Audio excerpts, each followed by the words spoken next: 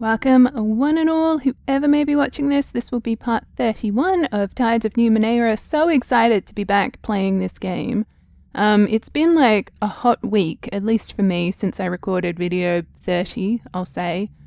I've mostly just been focused on getting through Lord of the Rings Gollum, which was a bit of a mission in and of itself, but that's done, so now I can go back to more enjoyable games.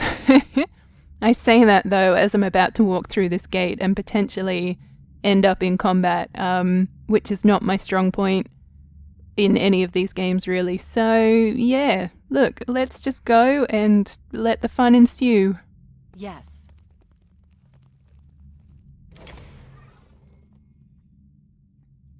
Cloying invisible fingers tug at your skin. They're drawing you into the pool, eager for the life that flows through your body, eager to keep you there. You have a bad feeling that once you step through this gate, there will be no way out except to find the one who opened it. Let's do this. Enter the gate. Making a note.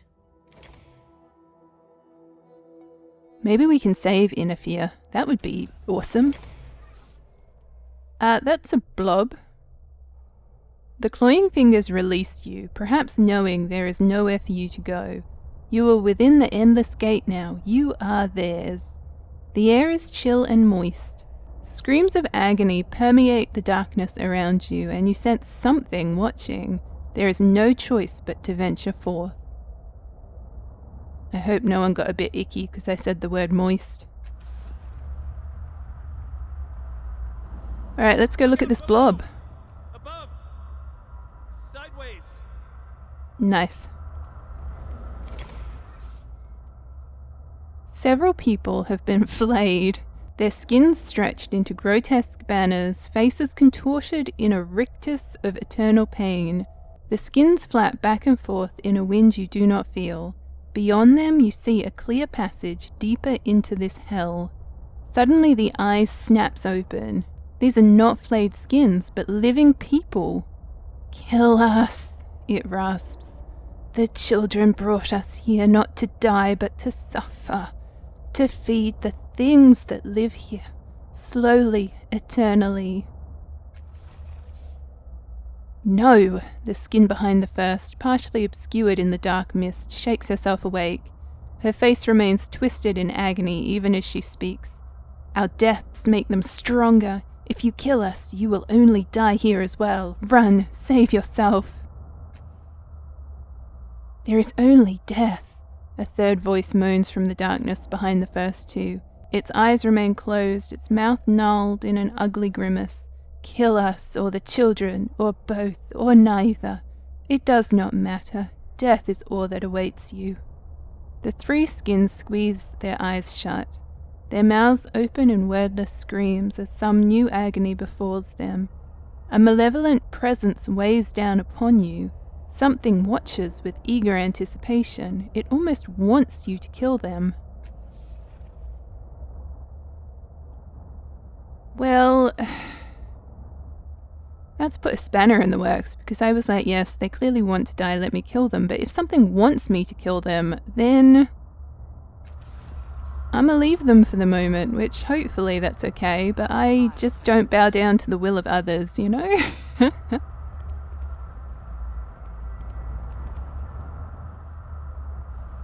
Okay. On my way. Oh. Well, hey now. Hey. Oh, my dude, you are so far away from ever being helpful. Why not?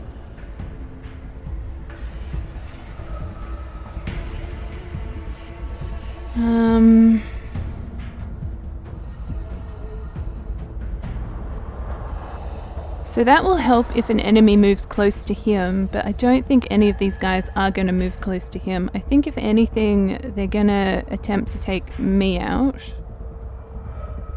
We've got 2 more to go. The first dude dealt 10 damage as well, so if these two also deal 10 damage... Alright, my dude, get closer so they have options.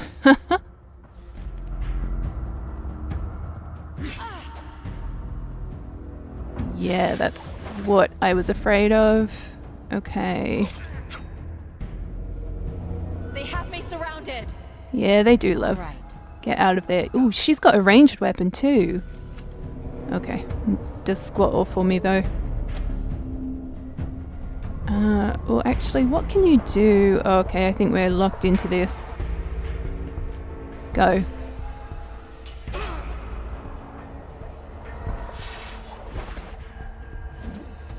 Yikes, I'm sorry, my dude.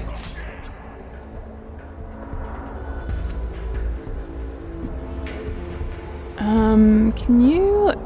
does hiding...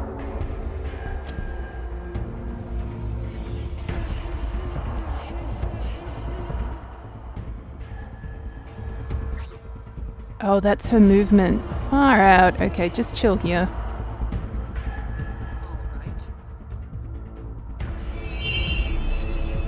Stop me now. Chomp, chomp, chomp? What? What's happening to me? Oh, shivers. I should have healed myself.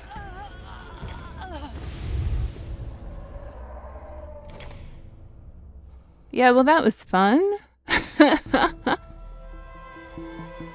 Oh, wow. So once we're in here, so your consciousness can find no escape from the fields of pain that lie beyond the endless gate. Your mind remains suffering among the suffering in a sentence that spans beyond measure. Jeez Louise. Alright, let's see if I can't do that better. The answer being no.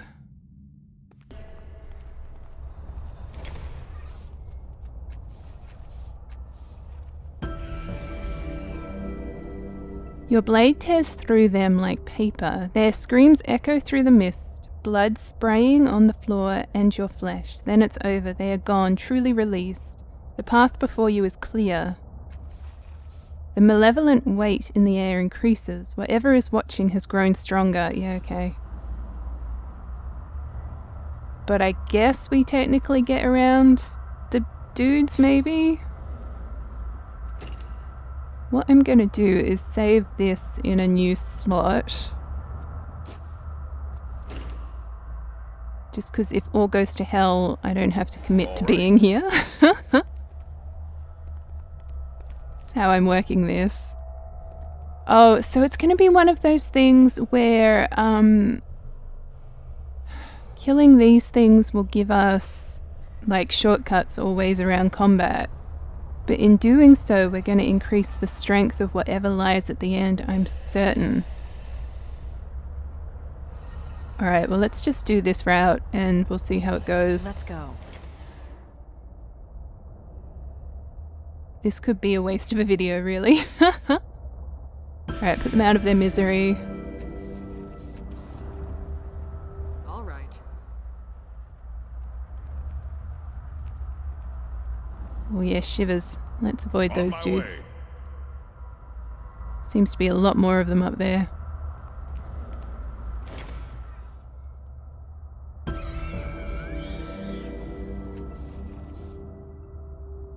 The pressure around you becomes so great you clap your hands to your ears. Even through the flesh of your palms you hear cruel cackling and a single word. Come.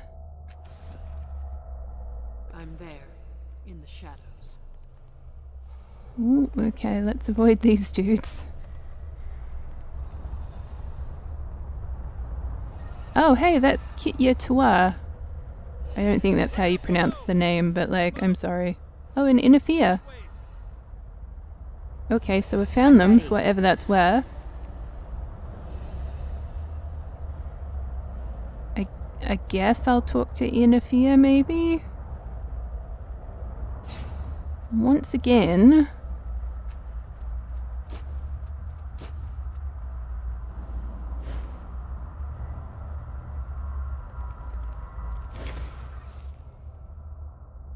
This man is long-limbed and bony, unmuscled with a sunken chest, sparse hair on a scarred scalp.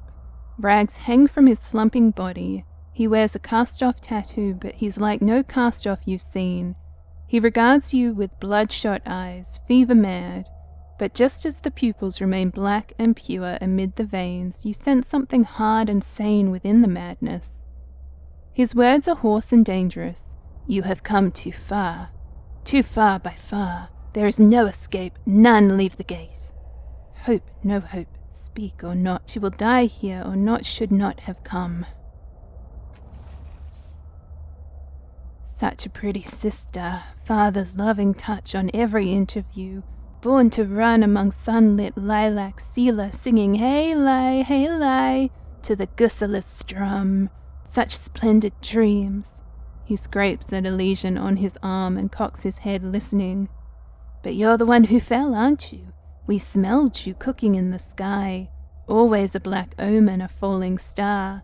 Our Father in heaven never showers gifts. No, sows trouble, and the reaper comes to harvest. Crops are all we are till we come a cropper. Now you're wandered far away to where woe holds sway, poorly choosing when you choose woes. Here beyond the gate, hate, hate, hate. He smirks, but you cannot tell if it's part of his madness or a hint of a method to it. The children love playmates, your nieces, nephews. They've learned wild lessons as if from father's lips. Pain, pain, taught with teeth father did, and I gobbled up every scrap. Now he sneers, but he kissed you, didn't he? Perhaps that's the sharper bite. He sees the twisted merecaster in your possession, and his eyes creak open, a sudden hunger and anger laid bare in him. Then it is gone, but you notice he glances at the merecaster every few moments, as though to assure himself it is still there. Life of my life, why does she have it? What will be done? This broken merecaster, it's yours, isn't it? Making a note. Locked, little sister, not broken, or better yet, disarmed, unfanged. I scoured far and burrowed deep to make this mine primed for my mind, set to blast apart the husk our father left behind. He smirks. Or did you think it a toy, sister? A spyglass to scry past where your eyes can see, an iron bar to pry me open, a way to wallow in the soiled, oily wake I've left upon the tides. I found it, hid it, locked it. In your hand it's just ballast, nothing more. I think you wanted it found. Why else would you hide it in a tomb that is tied so closely to you? Inafir blinks twice and swallows. He seems taken aback by your suggestion. He asks finally, as if doubting his own mind, Why would I want it found? I don't, but then I don't do. He does, always he. Perhaps it wasn't your want, brother. Perhaps it was someone else's idea. Inafir reels back as if you struck him across the face. No, he whispers. No. And then, yes.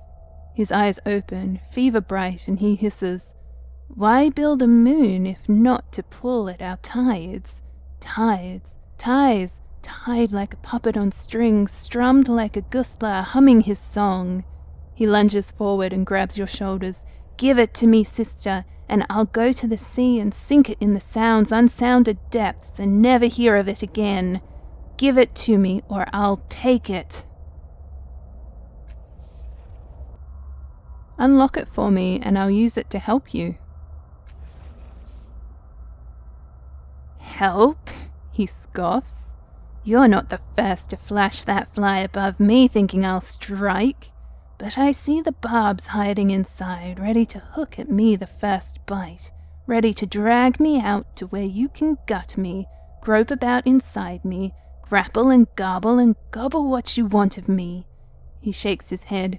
No, little sister, I'll stay down in the muck, and the bauble will stay safe in its lock. You're not a fish, Inafir, and I'm not an angler. We're in the same boat, and we need to pull together. Yeah, I like starting at 0. Alright, I can get us to 45. 45. 30. 5. Wowzers. I don't think 45 is going to cut it. Oh. Maybe it will. Okay. Inafir stares at you, and you watch as tiny capillaries burst in his eyes, red wounds in the already bloodshot whites. His raw lips form half-made words that go unspoken. Each hand scrapes the other, raising pink ridges like dunes in the sunset. At last he nods and takes the Mircaster in his hands, twisting and turning it without his eyes ever leaving yours. He hands it back. Have it, he says. Have it all.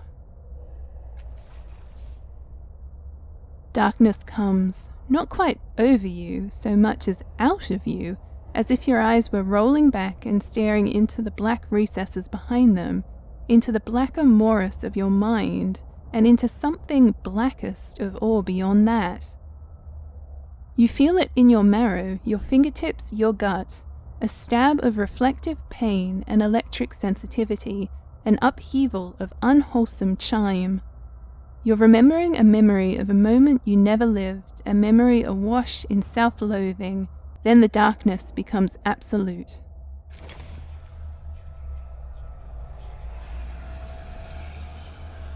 Oh, fun. For some reason I always struggle to read this. Okay, let's go. In every direction all is grey, a dreary sky above the calm sea on which you float. The air is wet and lukewarm like the water below. The only sound is the wind's susurrus, so faint as to raise no waves. Weightless and alone, you're not deprived of sensations, but relieved of them. For a moment you bask in something like rapture, a purely physical bliss that belongs to this body, not to you. Then it's gone, replaced with a rush of terror and rage and violation. Go away, your mind screams at you. Without your will, against your will, your body convulses. You are no longer floating effortlessly. You are thrashing desperately, trying and not trying to drown. Tell your mind, stop fighting.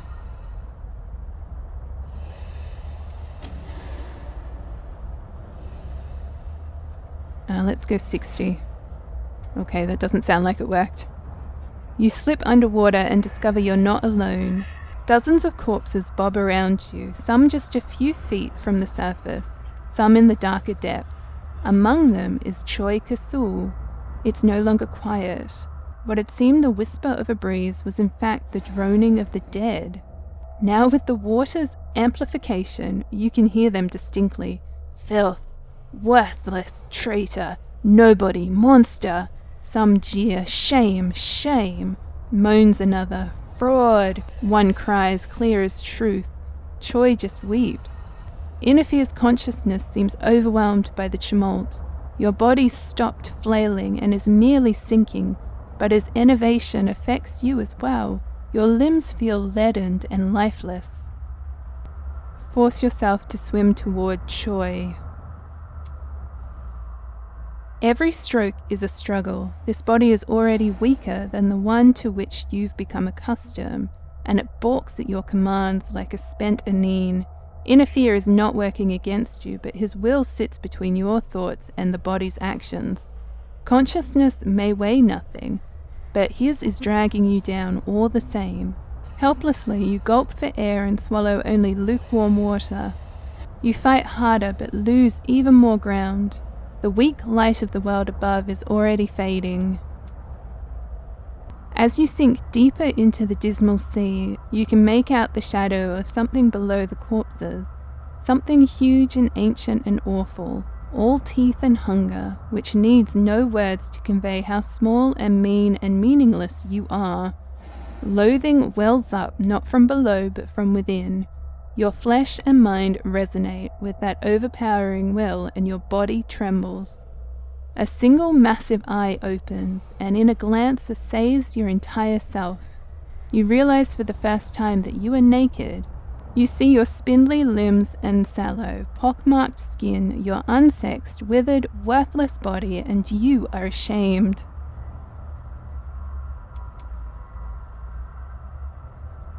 And then everything's gone, and there is nothing but the liminal darkness between dream and reality, life and death, madness and reason.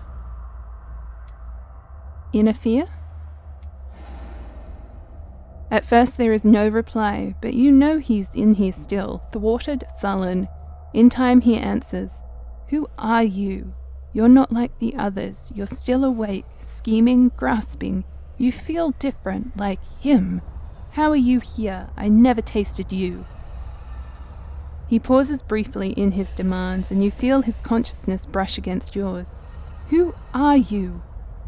For all his frantic questioning, your brother is not yet the madman you met beyond the gate. His mind may be cracked, but it is not shattered. "I'm a cast-off like you. I came here through a merecaster to help you." "No one helps me," Inner Fear snaps. "I know what you do, family. You'll use me for the gate, for your wars. No, I'm not a tool. I don't have to listen to you, or the dead voices, or the Dark One's whispers." He pulls away and falls silent. "Inner Fear, are you still there?" You sense his seething consciousness lurking somewhere in your mind, but he gives no response. I'm gonna wait. Time passes or doesn't. The darkness does not lighten, the silence does not lift. Inner Fear is out there. You can sense him, but only vaguely. Besides him and you, there is nothing here at all. Even the dead are, for a moment, speechless. I'll keep waiting. Nothing changes. You are between moments, and Inner Fear's patience appears infinite. Oh, apparently I can't keep waiting.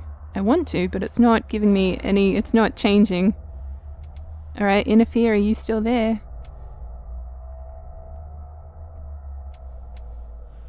Okay, so my only choice is to wake up. Oh, that's not fair. You try to will yourself awake, but Inner Fear clings to the darkness, its solace and solitude, and forces your flesh back into slumber. So this is how it will be, a test of wills. But for all his resistance, Inner Fear's consciousness soon retreats into the darkness of your mind, whimpering, giving way. It seems he has a little stomach for battle. I mean, if I say, "Are you still there?" Are we just going to go back and forth now? Okay. Fight Inner Fear, force myself to wake up. You're on a hard bed beneath a coarse sheet. Voices again surround you, their words the same as the corpse curses. "Idiot," one chants in an endless mantra, another stutters, "Shame, shame," punctuated by the slap of rawhide. But these aren't the voices of the dream, only echoes. Your eyes open and you see as never before. Nothing's added or subtracted, but certain details take on new clarity. The mold blossoming from cracked plaster, the blemishes on the weary, raddled face of the woman at your bedside, the sores weeping on another attendant's arms. You are not just in Inner Fear's body, you're in his misery. "The Master has spoken, the Master has awoken," the woman cries. She faces the others. "Let us give thanks." They kneel and she turns back to you, eyes gleaming with the pleasure of power. "Master, thank you for redeeming us in our suffering, for revealing now by receiving the world's cruelty, we may escape the world's bondage." Her humility is cheap and hollow, but the others are deaf to the hypocrisy. They murmur their thanks. "Masisa." Inner Fear sighs her name, and you're stabbed with his feelings for her. Contempt and craving alloyed into something harder and sharper than love. So this is the woman who served as Ronos' guide. Something else nags at you, but before you can grasp it, Inner Fear realizes you're still in his mind and howls, "Out!" I'm going to try to force my way into Inner Fear's memories of Masisa. Alright. You plunge deeper into Inafir's mind and remember that day when he first saw the fraud in Marcisa's eyes as she told the children that the wretchedness of their lives had meaning, not just some meaning, but the only meaning that mattered. She said it as she always had, but he understood then that, like him, she knew the only secret of suffering was that it had no secret, no purpose. Like all Inafir's thoughts, this one is rotten, but it has rot's overpowering sweetness too, for here was a certainty. However loathsome he might be, she was worse. With that one look, Inafir understood that Marcisa had come to the same end as him, miserable among the miserable, not by fate or misfortune or fault of birth, but by choice. She came to grub for the shabbiest of vanities, not even to be first among the least, but to be second. So when the dead voices whipped up waves to drown him in self-hate, Inafir knew that he could always cling to the fact of her shameless grasping after shame and keep from sinking into oblivion. The memory slips away and you are back in the bedroom, seeing Marcisa all the more clearly through Inafir's eyes. Try to focus on the nagging sensation. You try to shut out the room around you, the litanies chanted by the cultists, the sharp sounds of pain being inflicted and received.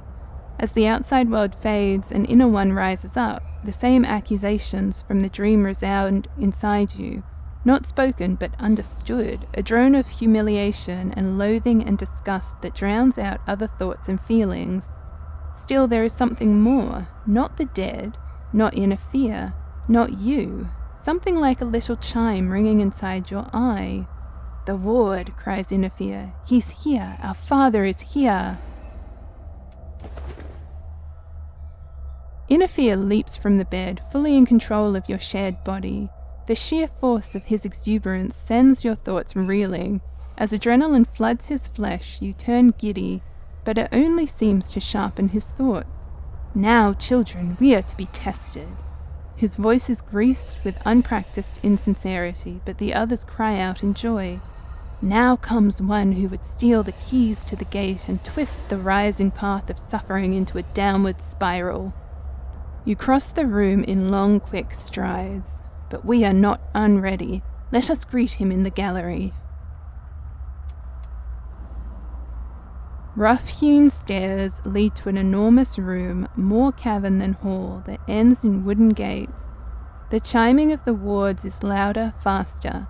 The chatter of the dead is incessant. But more than anything, you feel the weight of Inafir's will and the bloody purpose to which it is put. All these years he has expected your father's return. His mind repeats over and over, "Not helpless, not again, not helpless, not again." You know what he wants, that under the floor there are Numenéra, that hidden in cracks and crevices are ciphers. You see what he sees, the faithful girding themselves for battle. This is not a homecoming, it is an ambush. What exactly are you planning to do? Inafir nods to Marcisa, who hands him a barbed spear, graven with strange geometric glyphs. He dips it in his flesh and wets its tip with blood, your blood, his blood. "I mean to let him taste what I have lived," Inafir whispers. Suddenly the gates shatter inward. Before the splintered wood and twisted iron even hit the floor, the children have fallen to their knees, sobbing, clutching their ears helpless.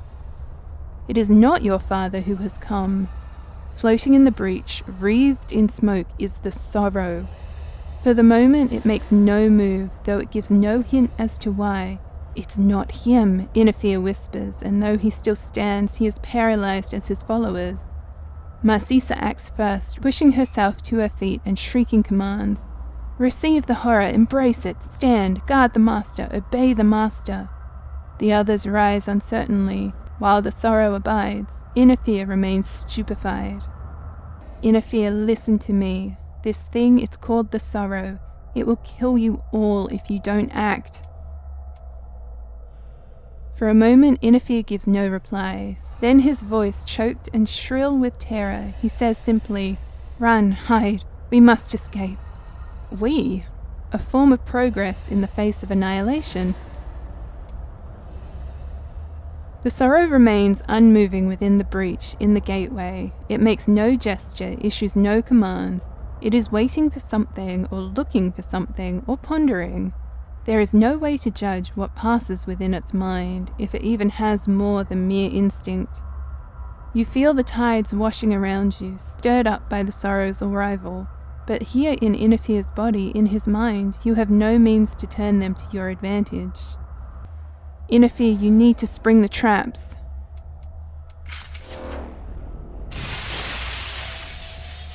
Your words, your thoughts, make their way into the dark corner of your mind where Inafir has hidden. You feel him stir, numb and mute. A piece of knowledge unfolds. How to spring the traps rigged in the hall. It takes no more than a whisper. Rebirth. Prismatic beams blast from macacolations, synth nets spring from corners, projectiles pepper the sorrow, energy fields encase it. After the fireworks comes stillness and silence. The sorrow is unharmed. If anything, it is stronger. Wings unfurl, arms stretch. Fields shatter, nets sunder, and myriad darts fall free from its body. Worthless, a dead voice whispers, vain idiot. Alright, I guess we should study it at this point. Probs should have done that before, let's be real. The smoke surrounding the sorrow churns and its alien gaze sweeps across the room with a predator's contempt for the kind but without a predator's hunger. Its patience, like its resolve, is inexhaustible and almost indifferent. The children cower as its gaze passes over them and some cry out, "Master, save us!" But Inafir is gone, hidden somewhere in the recesses of your mind, as indifferent to the terror as he was to their praise. Alright, let's study it. It is an object that defies scrutiny. You are certain it's the same thing you've faced before, but it's different, and not just in subtle ways. Its texture and even anatomy seem altered, and indeed they continue altering before your eyes. But exactly how it is changing you cannot say, just as you cannot manage to wrap your mind around its contours. The more you look at it, the more your head aches. No, not your head, something else, something more fundamental. Whatever it is inside that caused the tides and answers them, that is where the pain is. At last you break your gaze, unable to maintain it any longer. The sorrow sweeps forward into the hallway, moving so fast you can hardly track it. It swaddles one of the children in its shifting limbs, and when it releases him, he is simply snuffed out. Not dead, but gone. The sorrow pauses above its kill and seems to read the room again, seeking without finding, but implacable as ever. I guess throw the spear? I don't know. You fling the spear with all the strength Inafir's muscles can muster, which is not much, not compared to the body you left behind. The weapon is surprisingly light, a masterpiece of the killing arts. It soars towards your foe as if steered and propelled by some internal mechanism. The glyphs glow. It gets within a foot of the sorrow before a wisp of smoke touches it, and the spear disintegrates into a cloud of drit.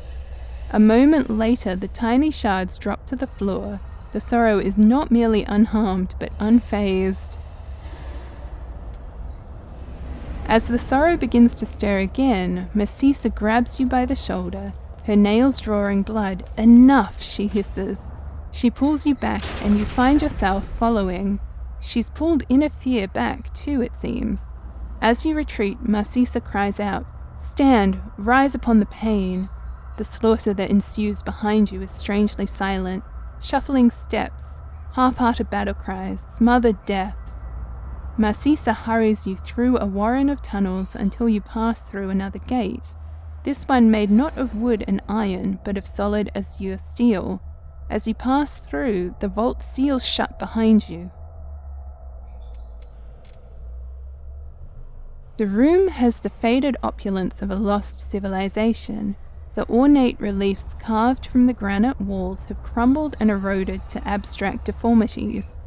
Ancient flickering lights line the ceiling, their humming resonates with the metal floor, and their bluish light illuminates the tarnish. In the center of the room, a silver throne rests on a dais. Unlike the floors, the throne shines as if recently polished.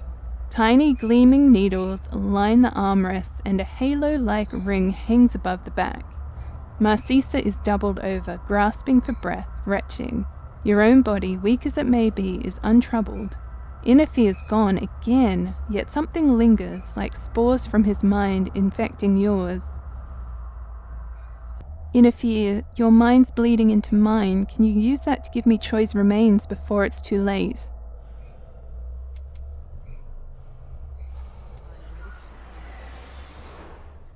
You know Inner Fear hears you. You feel him pondering, the weight of his thoughts shifting beside your own. At last, in a low hiss, he answers, "You're a fool if you want this burden, take it."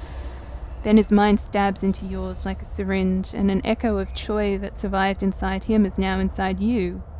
He withdraws, but she remains, and it is as if a pall has settled over your consciousness.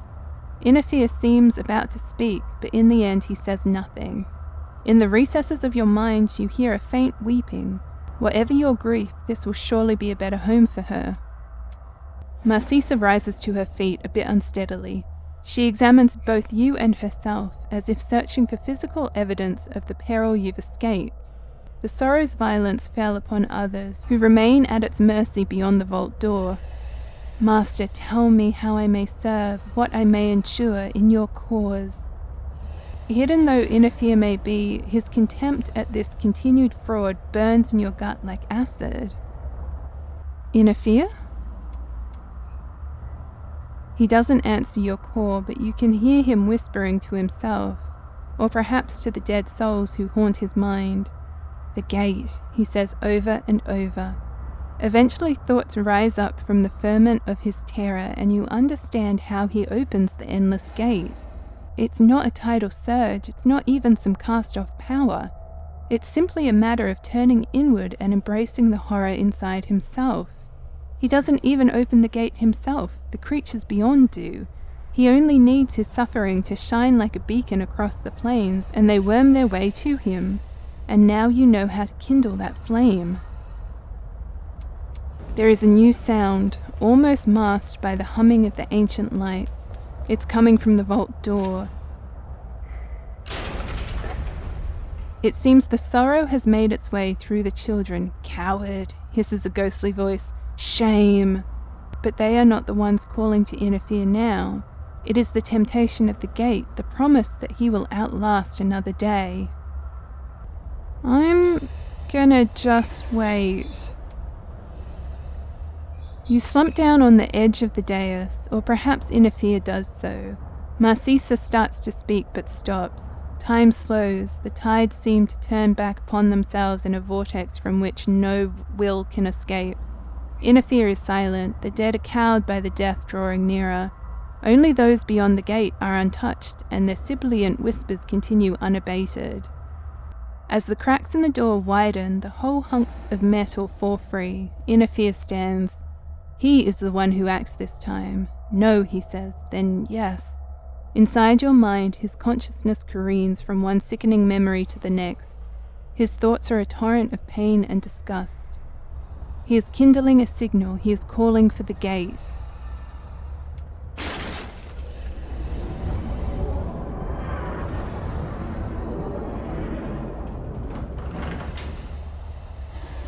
The door bursts, the sorrow enters, the gate opens. Flaming, fettered familiar, beyond is pain and those who delight in pain. As the sorrow ponders this interruption, Inner Fear runs towards the gate, closer, closer. You smell the sulphur, but the sorrow has your scent now and moves like the wind, too fast. "No," cries Marcisa, diving between you and the sorrow. She slows it for only an instant before it turns her to a red mist. It's enough. Inner Fear crosses over. Behind you the sorrow floats impotently. It cannot or will not cross the threshold. It goes. Then the pain comes, a great wave that washes all else away, and you're drowning in it, and at last your mind can bear no more. I'm ready to learn something new.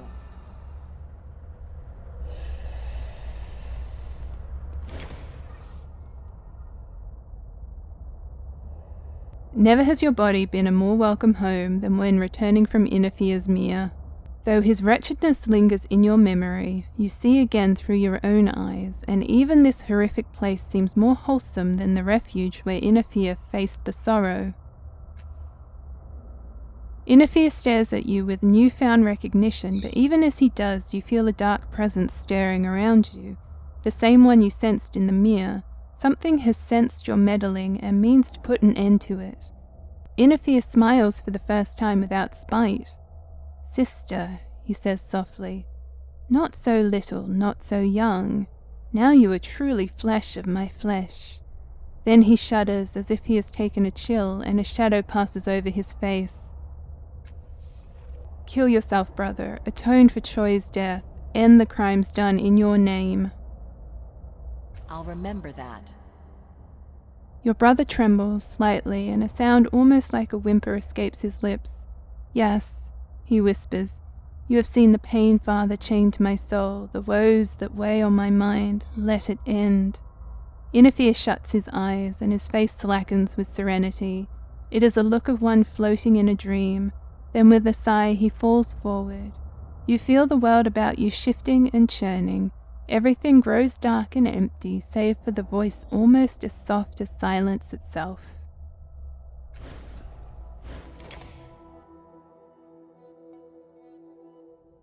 Well, I'm ready to learn something new. I need to talk to you. well, okay. It's not over just yet. With Inafir's death, the gate suddenly expels you from its bowels and closes behind you. There is nothing here for the cultists now, no reason for them to kill, or at least less reason to kill. You're not the only thing that has been expelled from the gate. A small pile of objects lies at your feet.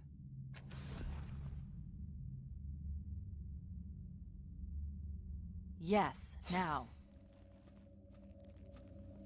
Ooh, we got the impossible blade and an enigmatic sphere that can go with our bronze one. Perfect. Okay, so what's his face wants to talk to me. Yeah, a lot will need to be done later.